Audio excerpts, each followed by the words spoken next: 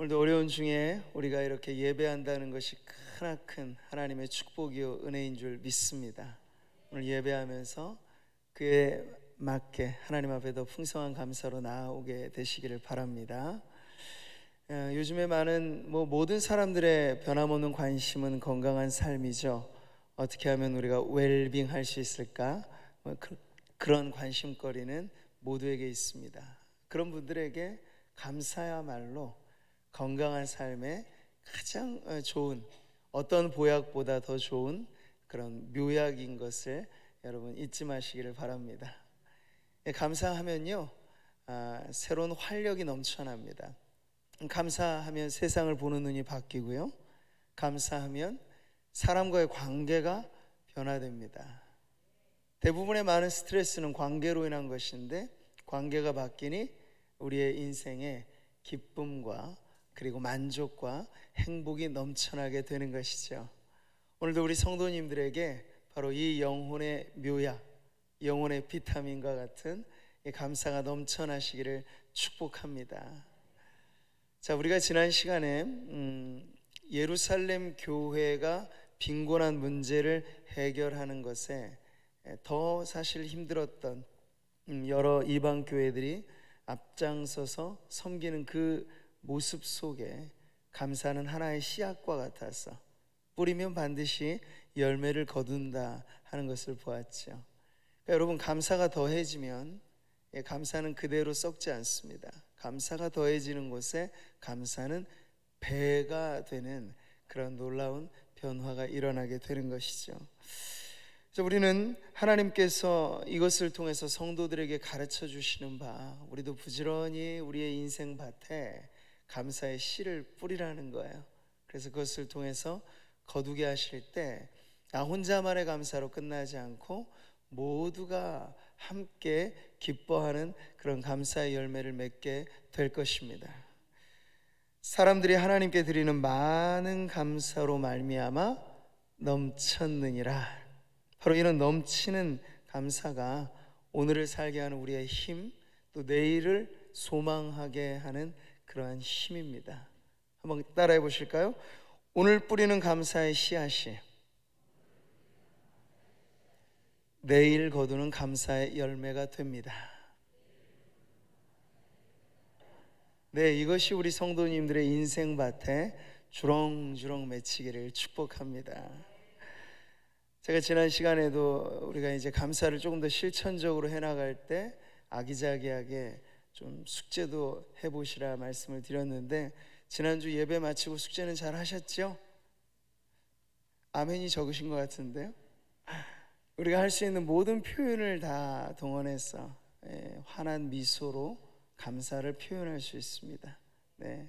그리고 말로써 격려해 줄 수 있고요, 먼데 있는 분들은 요즘에 너무 좋잖아요. 문자를 보내고 또 실시간 동영상으로 서로 영상으로 만날 수도 있고 하니까 어떠한 매체를 방법을 통해서든지 우리가 감사를 나누는 것. 그러니까 감사는요, 나누면 나눌수록 풍성해지고, 이거 아낄 이유가 아무것도 없어요. 아끼시면 오히려 말라갑니다. 그리고 감사가 메마르면 분명히 빈자리는 그대로 있지 않아요. 불평과 불만이 자리를 딱 차지하게 됩니다. 불평 근심 많은 인생, 아무리 많은 그 외의 것들을 갖고 있다 하더라도 행복 끝 불행 시작이죠. 우리는 그 정반대의 인생을 살아야 하겠습니다. 불행 끝 행복 시작의 인생 말이죠. 어떻게 하면 할 수 있어요? 감사를 씨앗으로 뿌리시면 기쁨으로 거두게 될 것입니다. 그래서 매일같이 감사함으로 행복한 우리 성도님들 되시기를 축복합니다.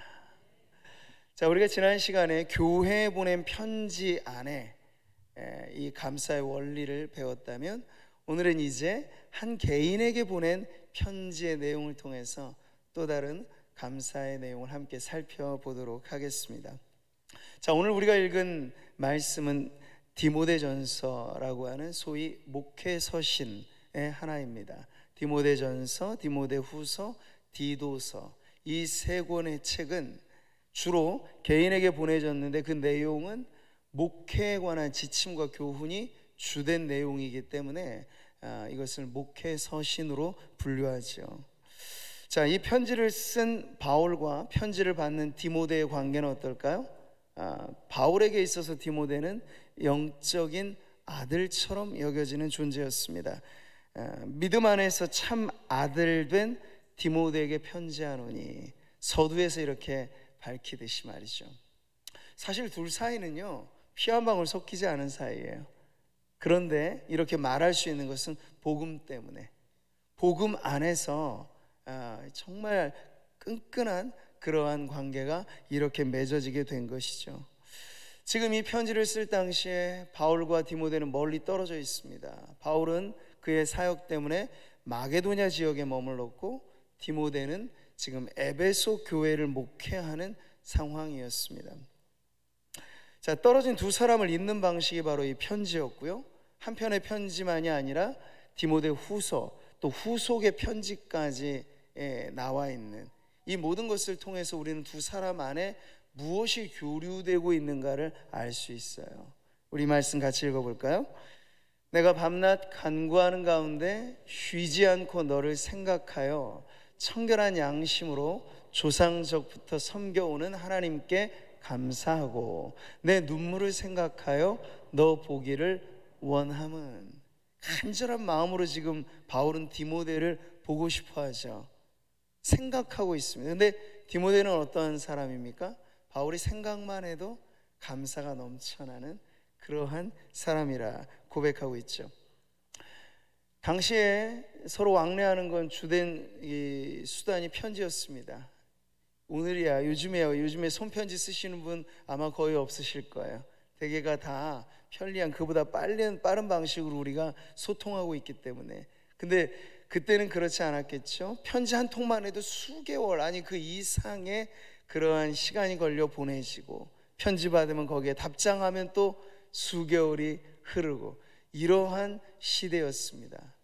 자, 우리에게 전해진 것은 사실 역사의 자료로는 없습니다만, 당시의 왕래를 우리가 충분히 이해한다면 이 편지를 받고 나서 디모데가 가만히 있지 않았을 거예요.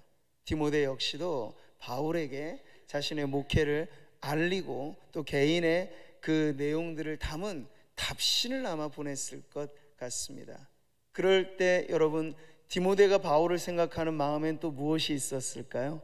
분명 바울 못지않게, 아니 그보다 더 넘치는 감사가 있었을 게 분명합니다.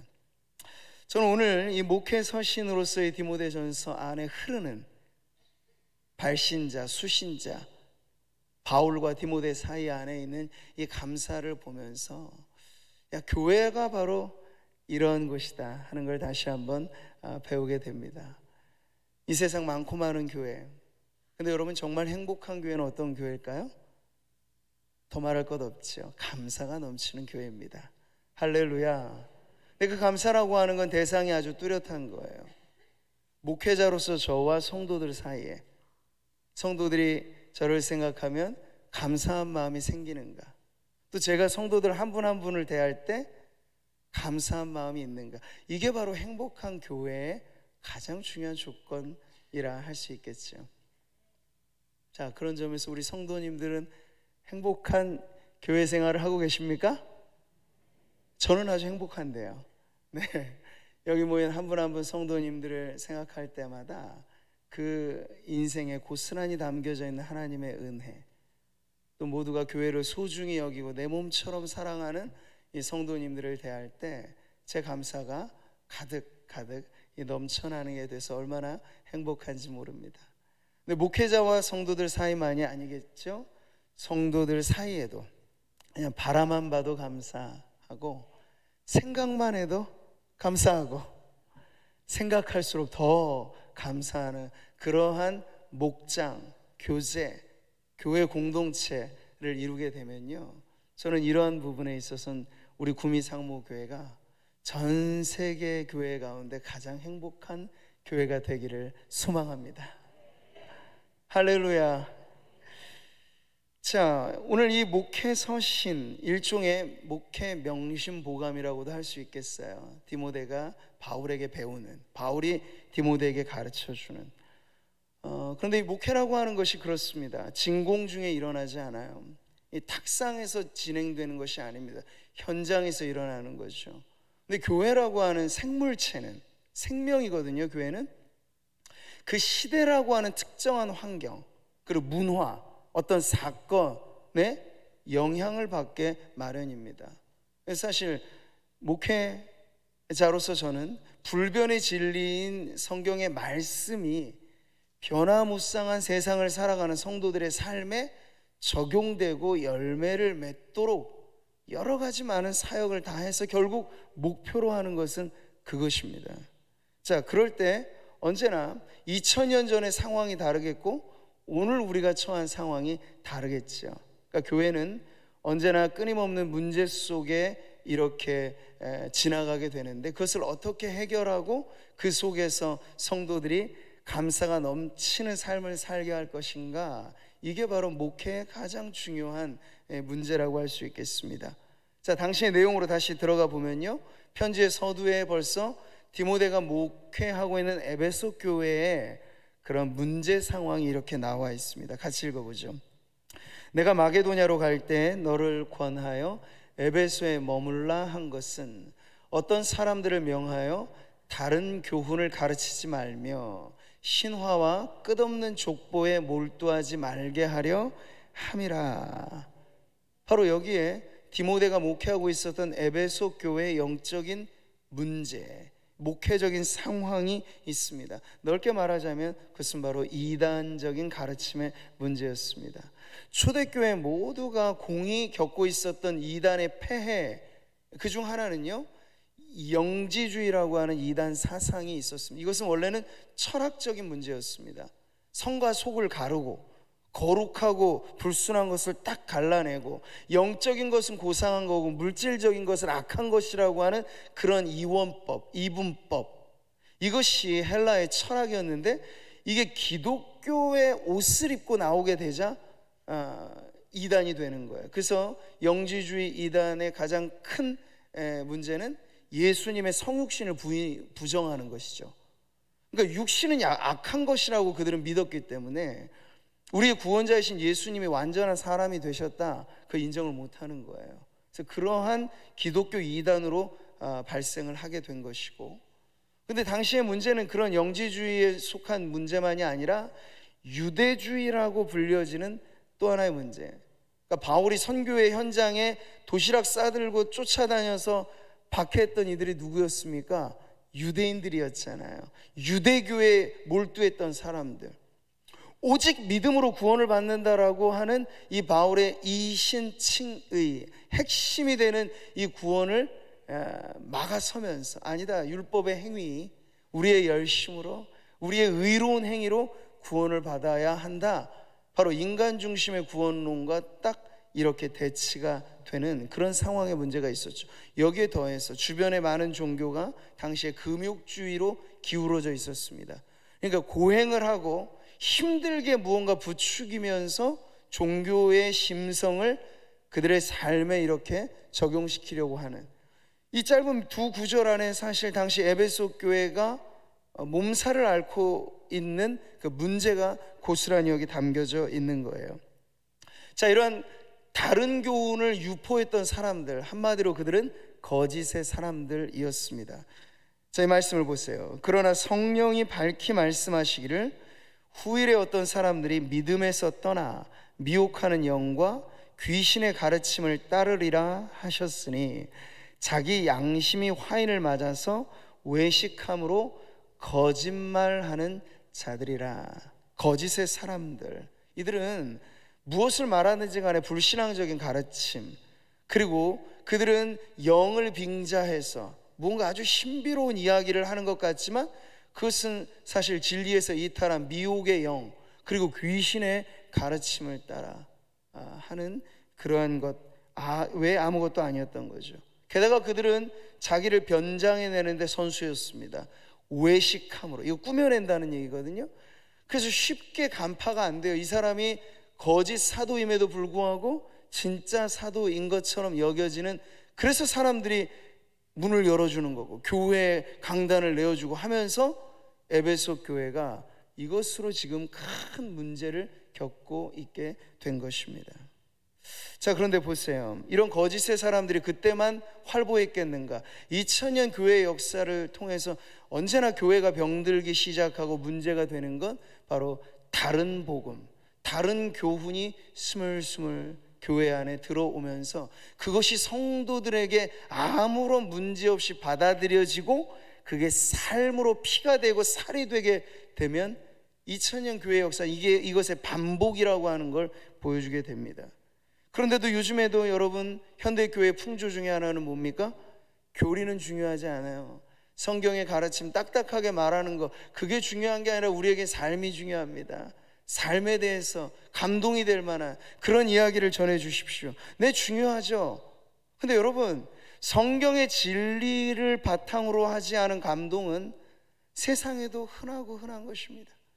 그런 감동을 원하신다면 1시간 반, 2시간짜리, 여러분 요즘에 하면 영화 한 편 보면 10,000원 정도 합니까? 극장 가서 여러분 돈 주고 얻을 수 있는 감동은 많아요.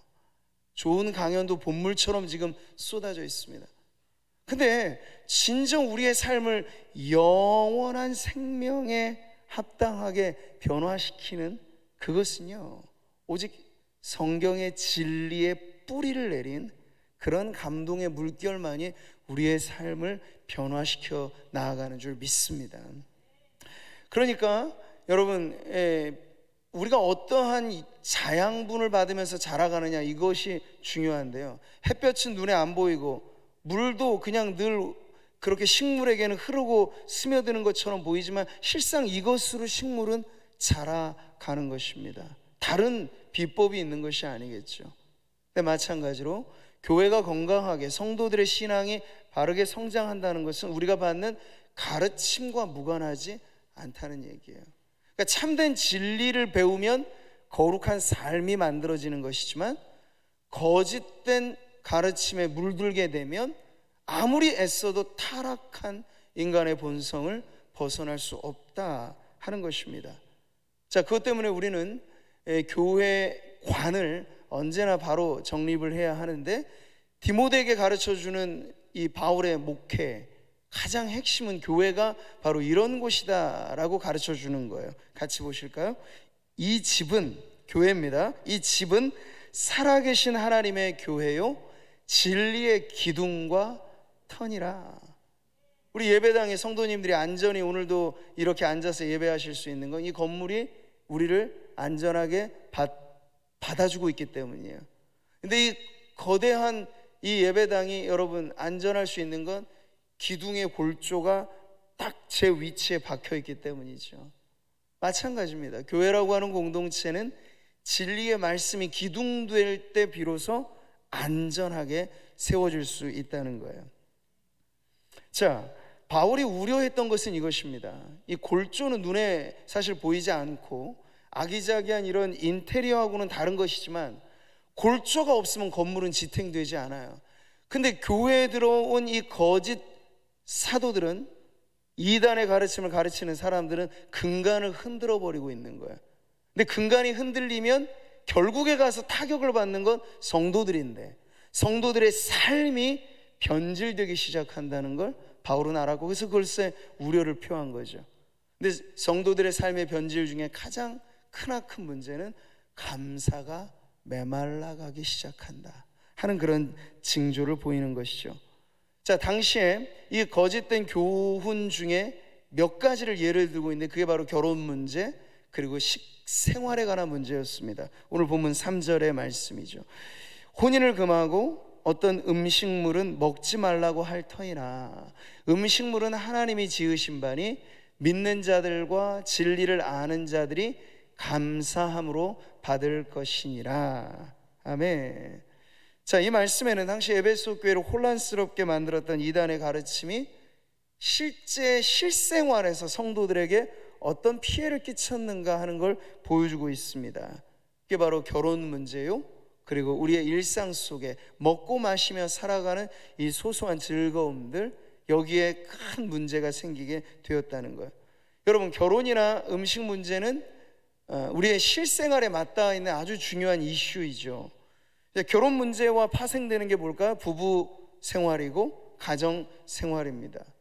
우리가 무엇을 먹고 사느냐, 이건 일상의 즐거움에 또 매우 중요한 문제이죠. 근데 이 거짓의 사람들은 이 문제를 종교적으로 아주 엄격하게 억압하는 방식으로 성도들을 붙잡아 메었다는 거예요. 자, 만약 이들의 가르침을 따라 결혼하지 않는 것이 하나님의 뜻이라 믿고 그렇게 살아간다면 그 다음에 무엇이 문제가 생길까요? 결혼해서 우리가 감사할 수 있는 부부의 관계, 그리고 가정의 생활, 자식을 두어 키우면서 우리가 부모로서 만끽할 수 있는 이 감사, 이 모든 것이 사실 원천적으로 사라져버리게 되는 것이죠.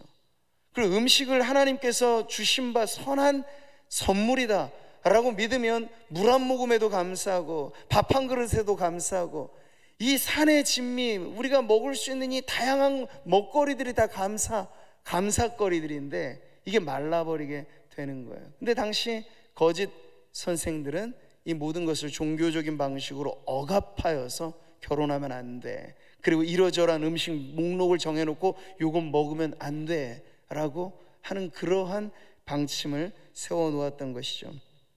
자, 그래서 바울이 단호하게 말하는 것은 아니라 이 모든 것은 하나님이 우리에게 주신 선물이고 우리가 감사함으로 받으면 버릴 것이 없는 것들인데 지금 무슨 말을 하고 있느냐 하고 디모데에게 아주 분명하게 다시 기준을 정위치시켜주고 있는 거예요. 음식물은 하나님이 지으신 바니 이 믿는 자들과 진리를 아는 자들이 감사함으로 받을 것이라, 이렇게 가르쳐 주는 것이죠. 사랑하는 성도 여러분, 거짓된 교리는 예나 지금이나 교회에 큰 문제를 일으킵니다. 근데 그 문제는 피상적인 문제가 아니고 성도들의 실생활에 결국에는 문제가 일어나는 거예요. 그러니까 잘못된 교훈을 받아들이면 그냥 우리의 마음만의 문제로 끝나지 않아요. 삶이 거기에 분명히 영향을 받게 된다는 것이죠. 특별히 여러분, 이단의 문제가 왜 심각한 것입니까? 이단에 물들게 되면 가정이 깨져요. 첫 번째로 성도들이 실제적으로 겪는 문제는 신천지나 이런 이단의 가장 큰 폐해가 뭡니까? 가정을 파탄시키는 거잖아. 그러니까 하나님과의 관계뿐만 아니라 가족 간의 관계, 그리고 일상에서 우리가 누리는 대인관계나 모든 실생활이 부자유롭게 되면서 여기서 우리의 감사를 빼앗아가는 그런 문제가 일어나게 되는 것이죠. 그래서 우리는 늘 살펴야 합니다. 우리가 지금 어떤 가르침을 받고 있는가? 내가 음식을 뭘 먹느냐에 따라 우리의 몸의 체질이 만들어지잖아요. 기름진 거 계속 먹으면 비만이 쌓여가는 것, 똑같은 이치입니다. 우리가 참된 성경의 올바른 진리와 복음의 가르침으로 피가 되고 살이 되듯 성도들이 배울 때 비로소 이것이 밑바탕 되어 우리의 삶에 거룩의 열매, 감사의 열매가 실생활에 풍성하게 맺어지게 될 줄 믿습니다. 건강한 신앙과 병든 신앙을 가르는 매우 중요한 기준, 우리가 과연 진리의 기둥과 터로서 교회됨을 이루고 성도들 개개인의 실생활에까지 적용될 만한 진리의 말씀이 전해지고 배워지고 있는가, 이것을 우리가 오늘 점검해 보아야 하는 것이죠. 자, 이어서 바울은 지금 디모데에게 있어서 목회의 가장 중요한 지침을 오늘 본문과 함께 전해주는 겁니다. 오늘 디모데 전서에 감사가 가장 뚜렷하게 나오는 대목이 오늘 읽은 우리의 이 본문인데요, 당시의 문제 상황과 함께 말하여지는 이 감사, 이게 뭔가요? 성도들이 거짓되고 잘못된 가르침으로 감사를 빼앗기게 하지 말고 참된 복음의 진리를 배우고 익히고 훈련받고 그 안에 살아감으로 인해서 성도들의 교회 생활, 성도들의 가정 생활, 성도들의 일상 생활에 감사가 넘쳐나게 하라. 이게 바로 교회를 목회하는 당시 디모데에게 주었던 가장 중요한 목회의 목표라고 할 수 있는 것이죠. 자, 이럴 때 우리는 결론하여 세 가지 중요한 주의사항을 배우게 되는 겁니다.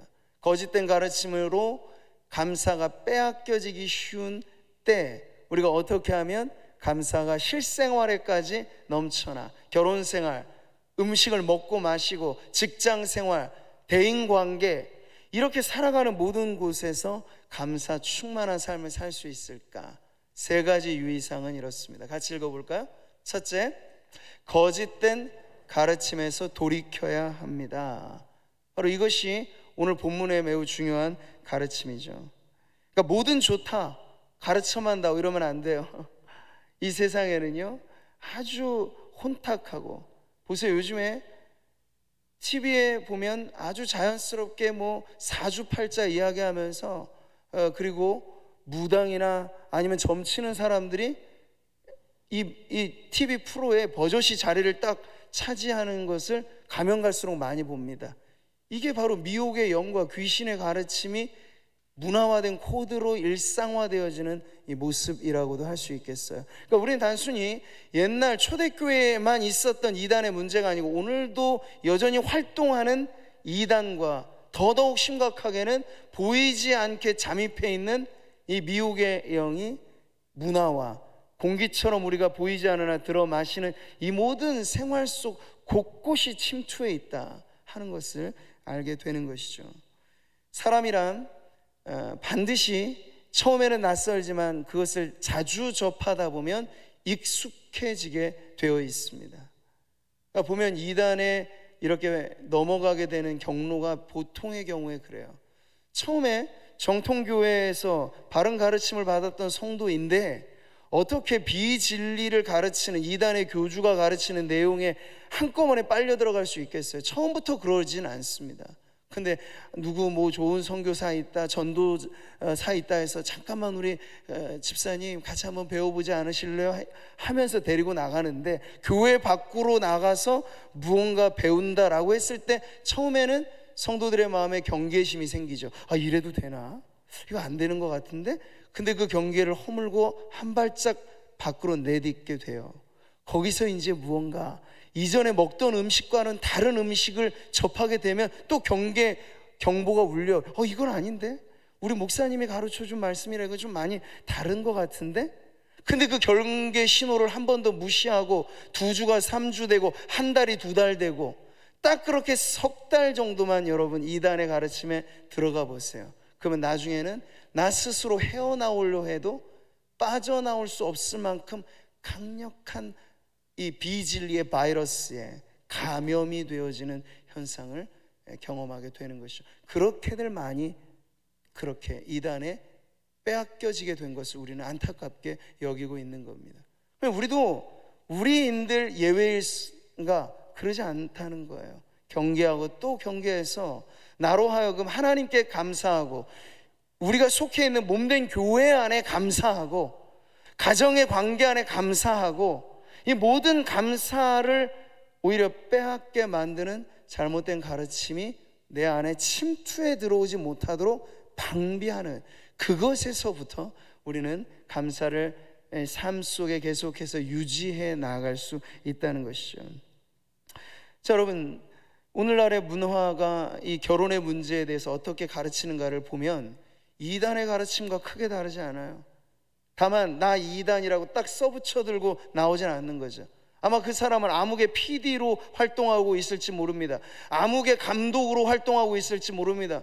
그러면서 버젓이 젊은이들에게 결혼이라고 하는 게 매우 부정적인 것이다, 때로 결혼은 미친 짓이다, 이렇게까지도 말하면서 요즘에 비혼주의를 양산해내고 있는 걸 보세요. 처음에는 경제 문제인 것처럼 생각하게 만들고, 그 다음에는 혼자 사는 게 이렇게나 편한데 뭐하러 부양의 책임을 지면서 갈등 많은 부부관계 유지하겠는가. 요즘에 세상 문화가 대부분 사람들에게 세뇌시키는 건 결혼은 힘든 일이다, 결혼하면 무덤에 파묻히는 것이다, 그래서 결혼하지 않고 나 혼자도 행복하게 살아갈 수 있다, 이게 비혼주의인데 철저하게 성경과 반하는 가르침입니다.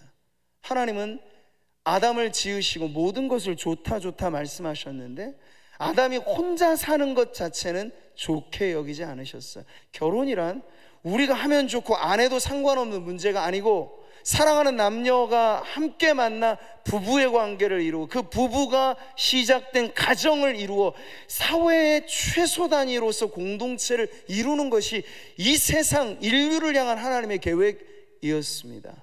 근데 지금 사람들이 앞장서서 그 계획을 깨고 있는 거죠. 그 깨어진 빈자리에 여러분 뭐가 들어오겠습니까? 사람이 있어야 할 자리에 짐승이 들어오는 거예요. 네. 사람을 사랑하고 자식을 사랑하고 남편을 사랑하고 아내를 사랑해야 되는데 애완견이 그 자리에 들어오게 되는 이런 문화, 이 근래 들어 몇십 년 되지 않는 채 바뀌어지고 있는 온 세계 사람들이 다 이게 정상인 것처럼 생각하는 이런 문화가 과연 성경적인 것이냐?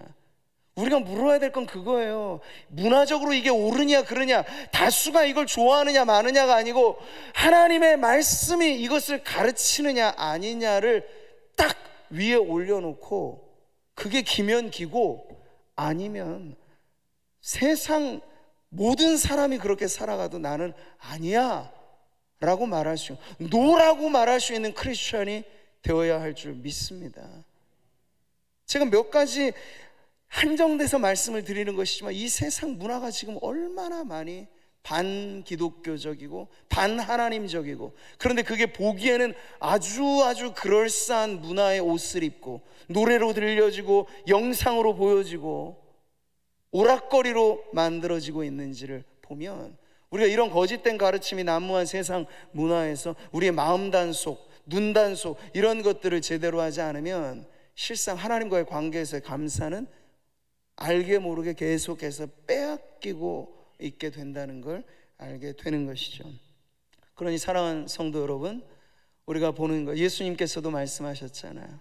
네, 우리의 보는 것에 있어서 한쪽 눈이 범죄하게 되면 심지어 빼내라고까지도 말씀하실 정도로 주님은 아주 단호하게 말씀을 하셨는데, 우리는 그게 별 문제 없느냐, 아주 세련되고 관용의 삶을 살아간다는 건 그런 것에 아주 여유롭게 대하는 것이냐 생각하므로 세속주의가 그리고 이단의 가르침이 아무런 문제없이 우리에게 자리 잡아 감사를 빼앗아가고 있음에도 불구하고 부지불식간에 그렇게 넘어가는 이런 문제로부터 다시 한번 여러분 오늘 말씀의 기준 위에 우리의 영혼의 번지수를 말씀 위에 바로 세워가시기를 축복합니다.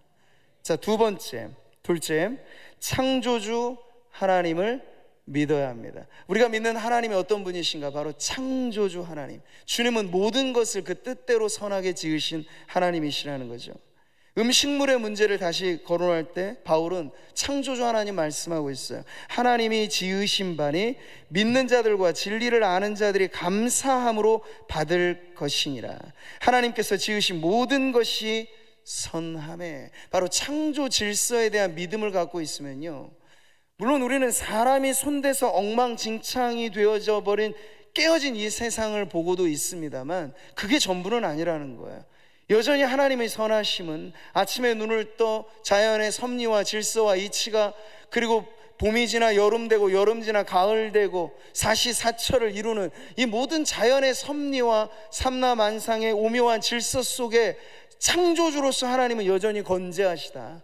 인간이 주인 노릇하면서 깨어놓고는 있지만 실상 이 모든 우주는 하나님이 다스리시는 창조의 세계다 하는 걸 보여주고 있는 것이죠.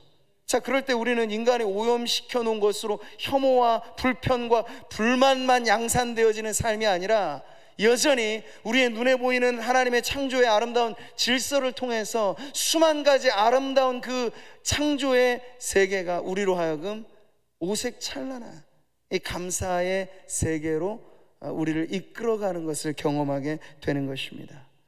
주 하나님 지으신 모든 세계, 믿음의 눈으로 그 창조의 세계를 여러분 바라보신다면 오늘 하루에도 우리는 아침에 눈을 떠 저녁에 하루를 마무리하는 이 하루의 시간 안에서도 이 창조자의 손길을 발견하는 곳곳마다 감사의 라벨을 붙이면서 감사의 느낌표가 찍히는 그런 인생을 살아가게 될 줄 믿습니다. 예수님이 그러셨어요. 예수님 오해받고 예수님이 핍박받고 그러셨지만 주님은 공중나는 새 한 마리를 보면서도 창조주 하나님의 아름다운 손길로 인하여 감사할 줄 아셨고, 들에 피어져 있는 꽃 한 송이 속에 담겨져 있는 신실하신 창조주의 그 능력과 은혜를 보면서 감사할 줄 아셨지요. 오늘 성도들도 이와 같은 삶을 살아간다면 인간이 만들어 놓은 인공의 세계, 가공의 세계로서 빼앗기는 감사가 아니라 여전히 천연의 자연의 하나님 그대로의 손길이 묻어져 있는, 특별히 여러분 여름 시기를 보내면서 우리가 다시 한번 이 무더위 속에 힘들기는 하지만 가까운 금오산에만 좀 가시고, 차를 조금만 몰면 낙동강이 우리에겐 있고, 구미라고 하는 지형에 천연의 저는 감사가 있다고 봐요. 금오산이 딱 병풍처럼 펼쳐져 있고 그 앞에는 낙동강이 유유히 흐르는, 이 속에서 조금만 우리가 마음의 여유를 가지고 가면 먼 데 가지 않아도 흐르는 강물 속에 하나님의 은혜를 볼 것이고, 푸르고 높고 시원한 이 산림 숲 속에서 우리는 감사를 노래할 수 있을 것입니다. 창조의 세계 속에 여러분의 감사가 그렇게 풍성해지기를 축복합니다. 자, 마지막 셋째, 하나님의 선하심을 신뢰해야 합니다. 그럴 때 우리는 감사가 실생활에 적용되어지게 되는 거죠. 성경의 말씀, 여호와께 감사하라, 그는 선하시며 그 인자하심이 영원함이로다. 불변의 감사는 변함없으신 하나님의 성품에 기대어 있는 거죠. 우리는 하나님을 예배하는 이 자리에 나올 때도 우리의 마음을 다하여 하나님은 참 좋으신 분입니다, 하나님은 좋으신 분이기 때문에 하나님이 내 인생에 허락해 주시는 것도 버릴 것이 없습니다. 좋으신 하나님이 내게 좋은 것을 주셨습니다. 바로 그러한 믿음의 고백을 할 수 있는 것이죠. 제가 여름에 우리 환우들을 좀 돌아보고 갈 수 없으면 전화를 해서 기도해 주고 하면서 느끼는 바가 많아요. 병상에 누워 있으신데 건강한 우리와 비교하면 얼마나 불편하고 얼마나 힘들겠습니까? 근데 그렇게 병상에 누워 온라인으로 예배를 드리시고 그렇게 말씀을 들으면서도 오히려 환우들, 우리 병상에 누워있는 성도들이 고백하는 것이 오히려 건강한 나보다도 더 감사를 많이 하신다는 것이 느껴질 때 부끄럽기도 하고 다시 한번 깨닫게도 되는 것입니다. 병상의 질병이라는 고통도 하나님의 선하심을 기대어 사는 성도 안에 감사를 빼앗을 수 없겠구나, 이걸 보는 것이죠. 여러분, 바울이 고백한 감사는 어떤 것이었습니까? 건강할 때, 아무 탈 없을 때, 그럴 때만의 감사가 아니에요. 그는 고백하기를, 내가 그리스도를 위하여 약한 것들과 능욕과 궁핍과 박해와 곤고를 기뻐하나니 이는 내가 약한 그때 강함이라. 할렐루야. 네, 하나님의 선하심을 믿는다면, 선하신 하나님이 내게 가장 좋은 것을 주셨습니다라고 믿는다면, 고난은 하나님이 전혀 모르는 새 우리에게 덮친 불운은 아닌 것입니다.